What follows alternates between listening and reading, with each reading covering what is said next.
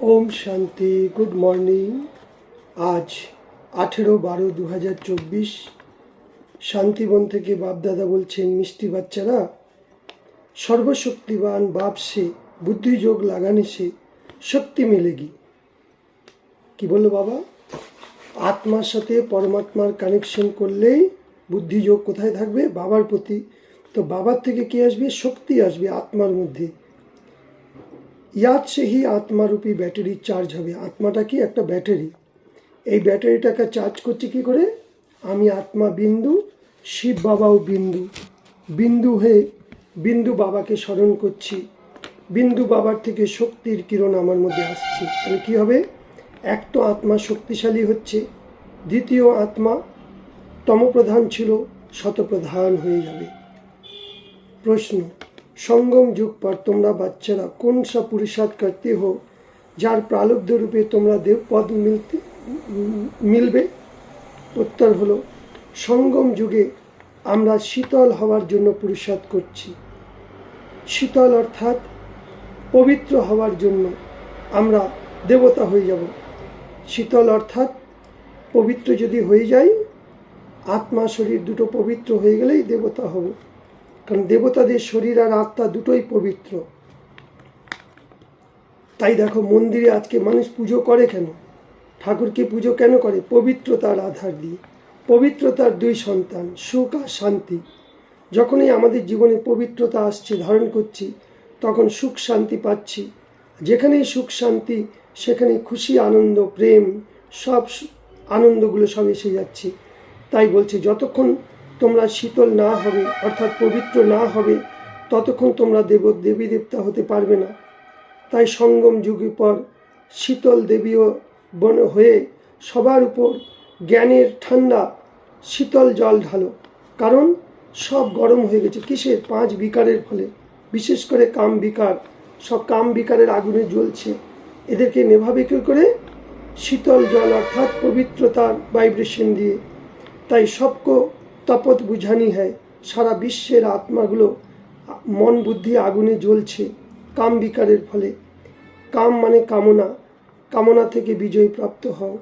তাই খোদ নিজেই শীতল হও, তবেই তোমরা অনেক আত্মাকেও শীতল বানাতে পারবে। তাই বাবা বলছে, যদি সূর্যবংশীতে আসতে চাও ফার্স্ট নম্বরে, তাহলে প্রথমে নিশ্চয় বুদ্ধি হয়ে ফুল মার্কস তোমাদের নিতে হবে। তাই পাক্কা ব্রাহ্মণ হও। পাক্কা ব্রাহ্মণ মানে সম্পূর্ণ পবিত্রতা। মন, বচন, কর্ম, সম্বন্ধ সম্পর্কে পবিত্র হও। বেহদের নলেজ স্মৃতিতে রাখো। আমাদের তো হদের নলেজ, দুনিয়ার নলেজ আছে, কিন্তু বেহদের নলেজ এক বাবাই দেয়। তাই তোমরা এখন জ্ঞান চিতার উপর বসে শীতল অর্থাৎ পবিত্র হও। জ্ঞান আর যোগ থেকে কাম কি তপত সমাপ্ত করো। এই কাম বিকার কি করে যাবে? জ্ঞান আর যোগ দুটোর যদি ধারণ করি, তবেই আত্মা পবিত্র হবে। তবেই পবিত্র দুনিয়াতে যেতে পারবো, পরম ধাম। তা না হলে এখানে ধর্মরাজের সাজা খাবো। সেই জন্য বাবা বলছে, যেটুকু সময় পাও আমাকে স্মরণ করো। আত্মারূপী ব্যাটারি চার্জ হবে, আত্মা পবিত্র হবে, শতপ্রধান হবে। তবেই তোমরা আমার সাথে করে আমি তোমাকে পরম ধামে নিয়ে যাব। তাই বুদ্ধিযোগ সদা এক বাবার সাথে যেন লটকে থাকে। শরীর থাকবে এখানে, মন বুদ্ধি থাকবে পরম ধামে। পরম ধাম থেকে এসছি, আমি এখানে সেবার জন্য পাঠিয়েছি, আবার আমাকে পরম ধামে যেতে হবে। তা বারবার মন বুদ্ধির মধ্যে এটাই স্মরণ করো। কিছুক্ষণ কাজ করার পর, এই তো আমার ঘর, এই তো বাবা। ফের আজকে বাবা বরদান বলছে, ব্রাহ্মণ জীবনের শ্রেষ্ঠ স্থিতিরূপী মডেল প্রাপ্ত করার জন্য বেগমপুরকে বাদশাহ ভাবো। অর্থাৎ এই ব্রাহ্মণ জীবনের মূল ফাউন্ডেশন কি? পবিত্রতা। যত জ্ঞান যোগের আর পবিত্রতার গুণকে ধারণ করব, তত আমাদের স্থিতি পাওয়ারফুল হবে। এটাই হলো মেডেল। যেমন কেউ রাষ্ট্রপতি পুরস্কার পায়, মেডেল পায়, অ্যাওয়ার্ড পায়। তা আমরা কার থেকে পাচ্ছি? সকল রাষ্ট্রদের পিতাকে, সকল গুরুরও গুরুকে একমাত্র শিব বাবা। তাহলে আমরা শিব বাবা আমাদের মেডেল দিচ্ছে। তা যেই মেডেল যে প্রাপ্ত করেছে, তার নিশানি কি? বেগম, তার মধ্যে কোনো দুঃখ চিন্তা ভয় থাকবে না, সবগুলো বাবা নিয়ে নিয়েছে। আর বাবাকে স্মরণ করলেই তখন সব চিন্তা থেকে মুক্ত হয়ে আমি বাদশা, মালিক বা বাদশা হয়ে যাচ্ছি।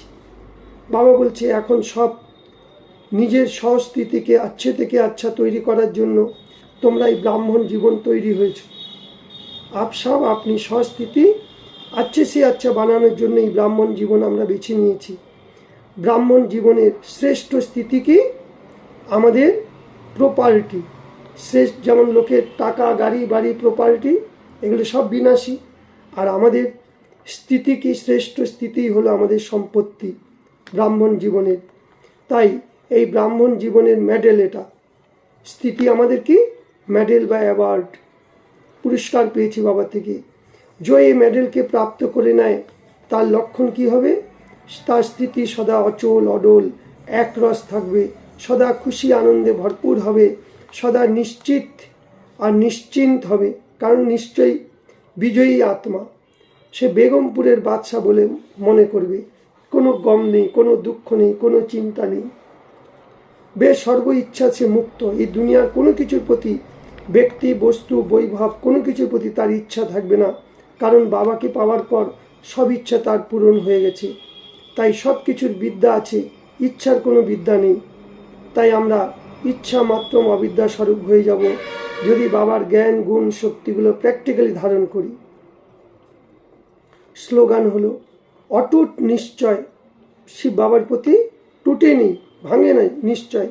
ফলক সে কহো আমার বাবা, তো মায়া তোমার কাছেও আসতে পারবে না। মায়া